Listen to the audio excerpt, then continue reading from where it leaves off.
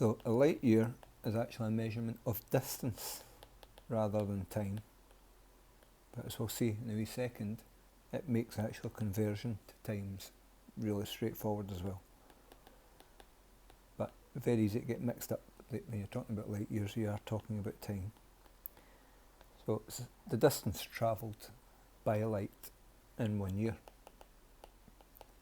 And in the next learning outcome, we'll look at converting that into metres.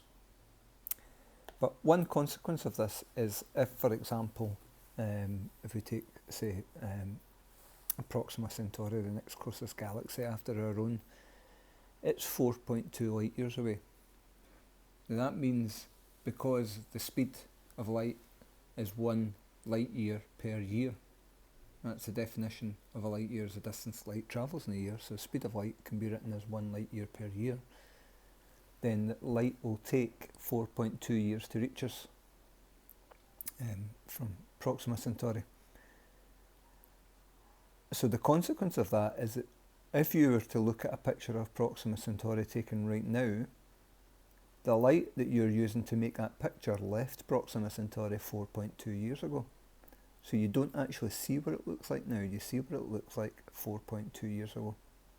So when we look at the stars, we're looking back in time.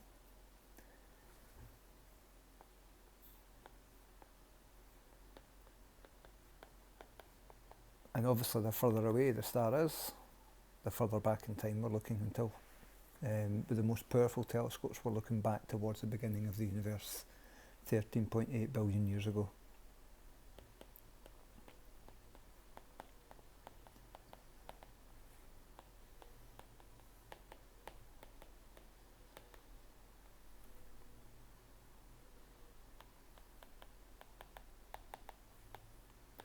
So this is because of the large distances involved. So even though light is incredibly fast, the distances are so big that it still takes years and years for light to reach us.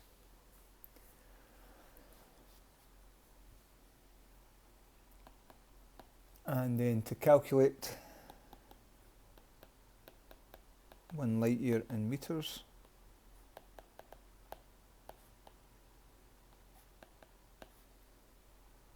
we do a distance speed times calculation.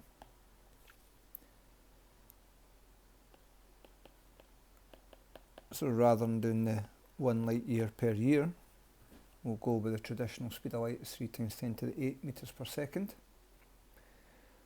We need to think about the time, but this is based on facts that you already know. You know, or I hope you know, there's 365 days in a year.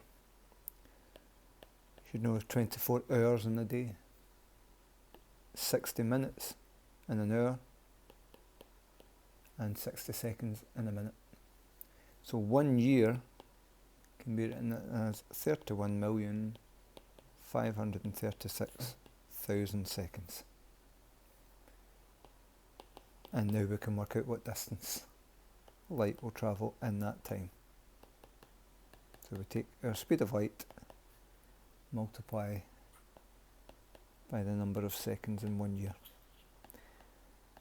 Now some of you might be arguing, what about leap years and stuff like that? We're not going to get hung up on that detail. Strictly speaking, a year is actually 365 and a quarter days, and even that's a slight approximation. It has to be rounded off the odd second here and there, but it wouldn't actually make a big difference. Certainly if we give our final answer now to 3 significant figures, it wouldn't make any difference to that final answer for the distance of a light year expressed in metres.